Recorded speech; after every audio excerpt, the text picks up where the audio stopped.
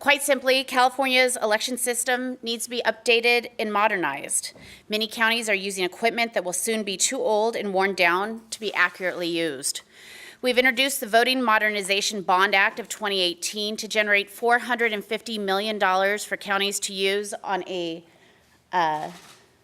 matching basis for a number of upgrades to how elections are done in California, including a new voting system, expanding early voting, setting up vote centers, and reducing language and disability barriers to voting. This is a modest investment for the health of our democracy. We need to protect and ensure the integrity of elections in California. That's exactly what this bill does. When I said this is the most important thing I'm doing this week, I say that not with hyperbole. At the end of the day, I try to work on big bills and do important things for especially working people throughout California. But at the end of the day, the integrity of our democracy should always matter first and foremost. We can't exist without adequate, we being the legislature, can't exist and can't function.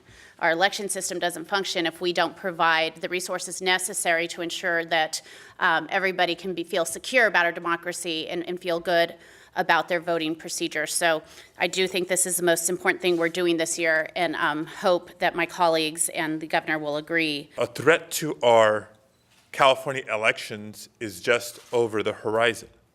California voting equipment is at or near, in some cases beyond, life expectancy.